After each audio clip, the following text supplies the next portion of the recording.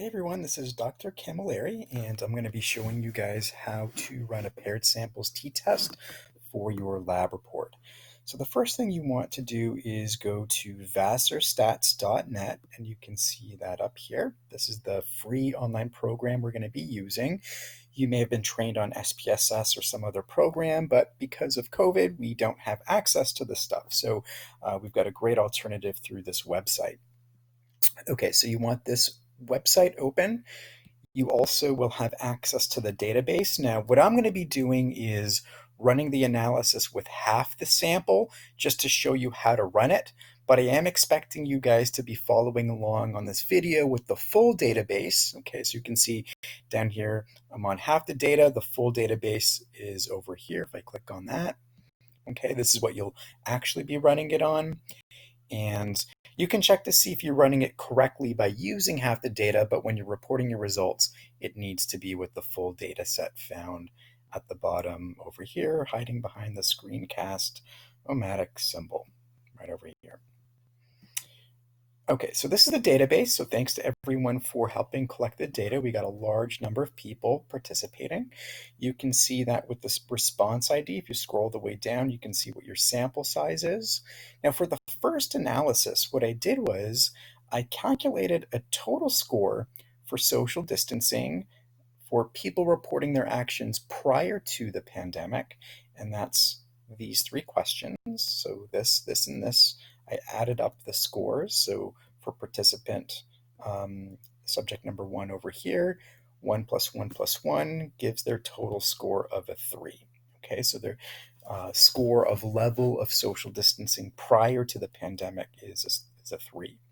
Then I calculated for the 3 questions during the pandemic, so since the start of the pandemic, and so I calculated a total score for each person over here.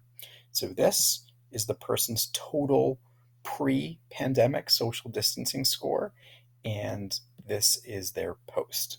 Now, the idea behind doing it this way is we can get a general sense if people have changed their behavior as a result. So are people more or less prone to social distancing? Now, if people are doing a type 1 error and they're erring on the side of caution, we would expect the average to increase from the pre to post. And that would tell us that on average, people have increased their level of social distancing. So they seem to be sort of erring on the side of caution. If we find no difference between pre and post, it means people have not changed their behavior. They have not changed the degree to which that they've socially distanced. So if you're predicting that people will be more prone to social distancing, we would expect a significant increase from pre to post.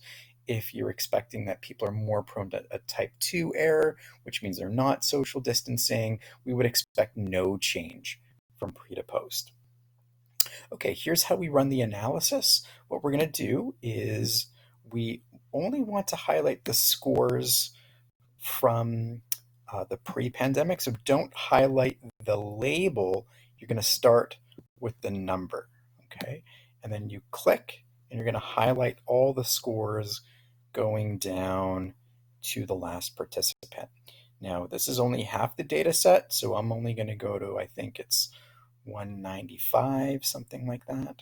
Okay, I'm going to copy it, so Control C, and I go to VassarStats. Now, where I'm going to be going here is under t-tests and procedures.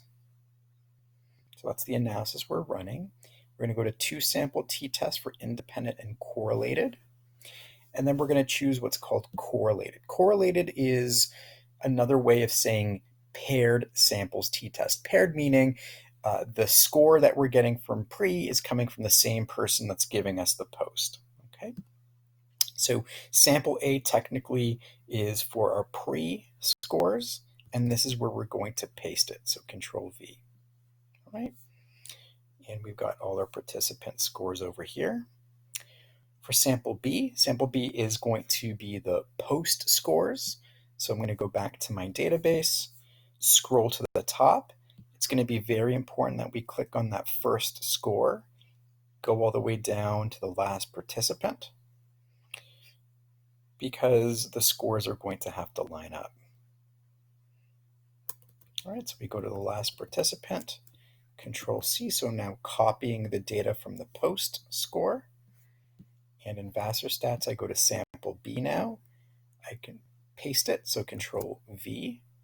And now I've got all my participant scores here. So if I scroll up to the first score in each column, what VassarStats knows is the score from this first person is giving us the second score from the same person. So subject number 1 gave us a 3 for pre and 11 for post. Second participant gave a score of 4 for pre and 11 for post, and so on and so forth. Okay. Once you've pasted both, you click on Calculate, and this is what we found. So the first thing is we can see that the mean, the average for the pre-test went from a 6.6 to a 14.74. This looks like a difference, but the big question that you would have learned in your stats class is, does this represent a significant difference? And we do that by looking at our p-value. Our default for this class is going to be two-tailed, and it's telling us that indeed p is so small that it's less than 0.0001. So we actually don't know the exact p-value, but we know it's less than the criteria of 0.05, right? So if it's less than 0.05, we know we have a significant value. If this was a number that was greater than 0.05, that would mean there is no significant difference, which means there's no change from pre to the post score. Okay, but here we've got a significant difference. So in the unit notes, I'm going to show you how to draw the information. You're going to have to report your means. You're going to have to report your p-value. You're going to report your degrees of freedom, which is found here. And you're going to report your t-statistic, which is found over here. The next video I'm going to post is on your descriptive stats. So when you create your bar charts, which you're going to have to do, not only do you need your means, but you need your standard error. Also, when reporting your results, you need your standard deviation. This output does not give us the standard deviation. And someone's at my door. I think I'm done with the video.